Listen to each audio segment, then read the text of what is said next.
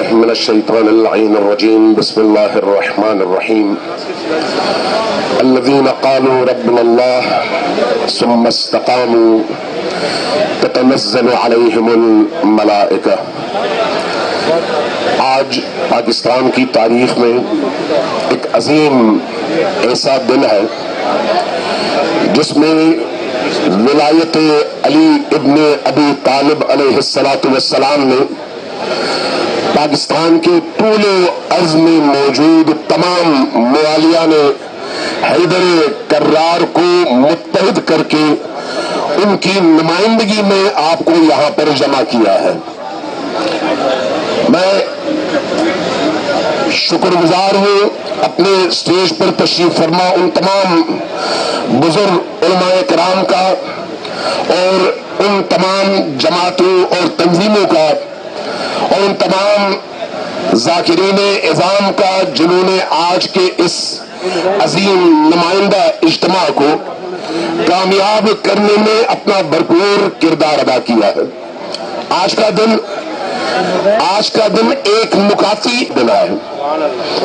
آج کا دن دشمن کو للکارنے اور اپنی صفوں میں اتحاد کے ذریعے سے دشمن کے جبڑے پر مکہ مارنے کا دن ہے. آج کا دن اختلافی موضوعات پر بات کرنے کا دن نہیں ہے. آج کا دن وہ ہے جس میں ہر ایک کو اپنے ڈومین میں رہ کر بات کرنی چاہیے, اس سے باہر نہیں نکلنا چاہیے. علماء کرام اپنے ڈومین میں, ذاکرین اعظام اپنے ڈومین میں, آج سب کا مشترکہ ایشو ولایت علی کا دفاع اور عزاداری سید الشہداء کے خلاف ہونے والی سازشوں کے مقابلے میں اپنے امتیازات اور اختلافات کو ایک طرف رکھ کر متحد ہونے کا پیغام ہے. لہذا ایسی گفتگو, ایسے امور جن کا تعلق اس اجتماع سے نہیں ہے, اس اجتماع میں نہیں کرنی چاہیے. آج کا یہ اجتماع ذاکرین اعظام کو بھی اسی طرح اہمیت دے رہا ہے جس طرح سے علماء کرام کو. ذاکرین اعظام کا کام ذکر حسین اور دلوں کے اندر حسین ابن علی کی محبت اور عشق کو شعلور کرنا ہے, اور علماء کرام کا کام اس معاشرے کو دین کے مطابق چلا کر امام زمان سے متصل کرنا ہے. لہذا یہ دونوں ایک دوسرے کا ساتھ دیں گے, اور اپنے چھوٹے چھوٹے اختلافی امور کو ایک طرف رکھیں گے تو پھر ابو جہل کی اولادوں کو شکست دے پائیں گے. اس وقت ہمارا مقابلہ ابو جہل اور ابو لہب کی اولادوں سے ہے. لہذا آپس کے ان امور کو چھیڑنا خود اپنی جگہ ایک غلطی ہے جس سے قوم کے اندر دوبارہ انتشار پیدا ہو. جہاں تک عقائد کا تعلق ہے, ہر شخص اپنے عقیدے میں آزاد ہے, لیکن یہ یاد رکھیے عقیدہ وہی ہے جو قرآن اور محمد مصطفیٰ اور آل محمد مصطفیٰ ہمیں دے. وہی ہمارا مشترکہ عقیدہ ہے, اس سے نہ باہر, نہ اس سے آگے اور نہ اس سے پیچھے. یہ ہمارا مشترکہ عقیدہ ہے. لبیک یا حسین, لبیک یا حسین.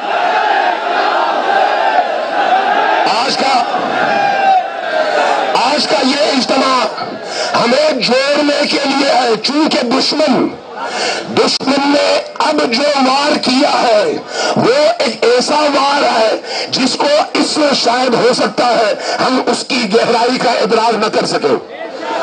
یاد رکھیے جو صورتحال اہل البیت علیہ الصلوۃ والسلام کے ساتھ نبی کریم کے بعد مکہ اور مدینہ والوں نے روا رکھی، یہاں تک کہ امویوں کے دور میں جس طرح کا سلوک اہل البیت کے ساتھ کیا گیا، آج پاکستان میں شیعہ قائل کے بنائے ہوئے پاکستانیوں کے ساتھ وہی سلوک روا رکھنے کی کوشش ہو رہی ہے۔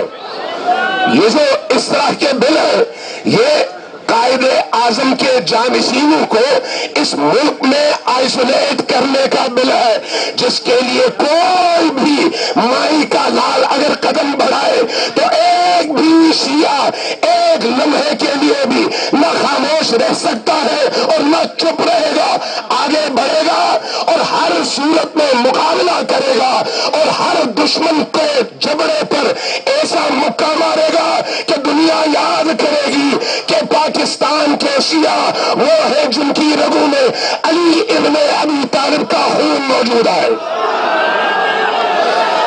اس لیے پوری طاقت کے ساتھ لبیک یا حسین،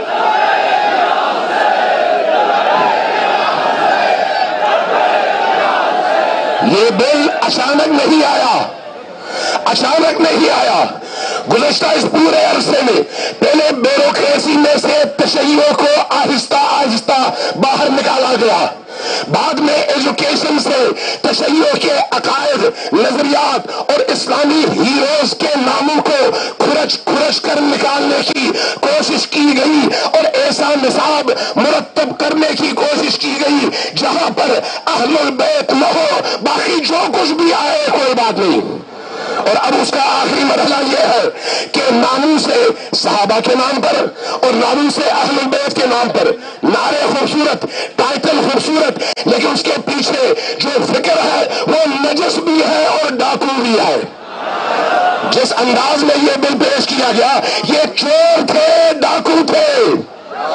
380 کی پارلیمنٹ میں 8 بندے باقی نہیں موجود، تو 8 بندوں کا وہ بھی چوری چھپے پیش کیا گیا بل، چوری کا بل ہے، پیش کرنے والا سب سے بڑا چور ہے۔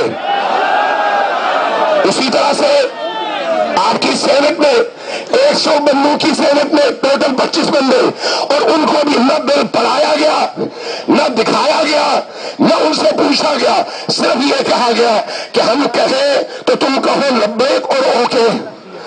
ایسا بل اس کو پوری قوم جوتے کی نوک پر رکھتی ہے، جوتے کی نوک پر رکھتی ہے۔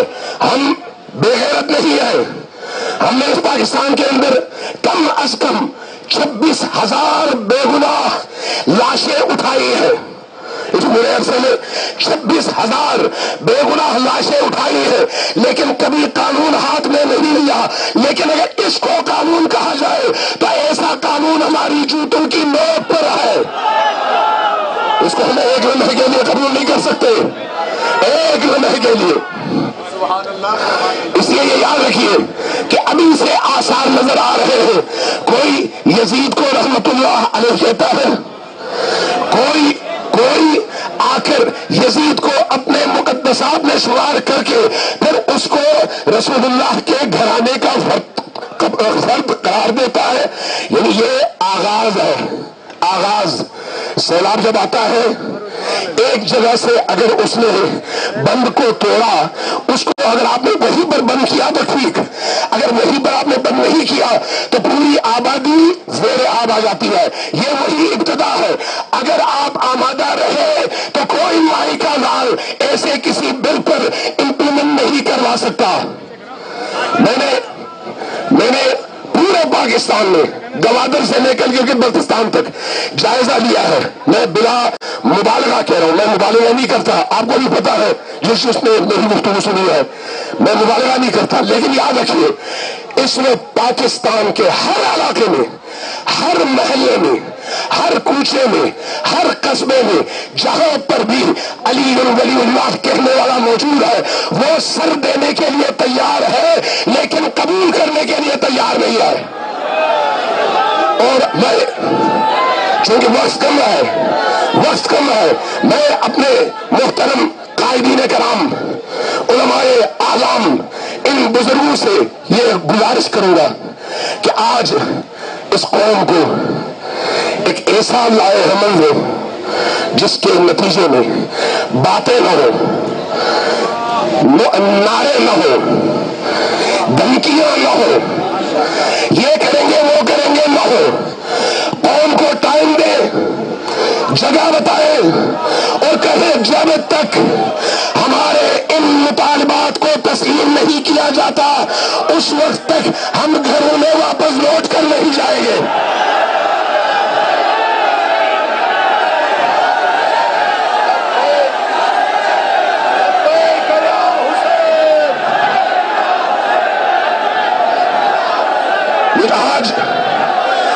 آج انتہائی اہمیت ہے، اتنے بڑے بڑے ذاکرین، نامور ذاکرین، نورانی ذاکرین اور خدمت حسین میں ہمیشہ مشہور ذاکرین آج آپ کے ساتھ ہیں۔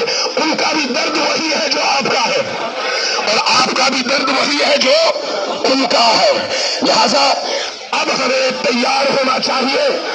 اور منا میں 58 ہجری میں حسین ابن علی نے پورے جزیرہ نمائے عرب سے، عالم اسلام سے جو 1000 مؤمنین کو بلا کر ان کے ذمے یہ لگایا تھا کہ میرے اگلے اعلان کا انتظار کرو اور تیاری پکڑو، انہوں نے نہیں کیا۔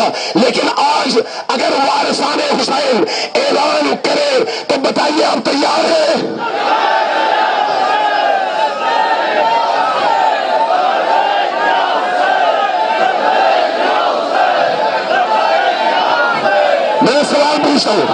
میں سوال پوچھوں گا، گھروں سے نکلیں گے،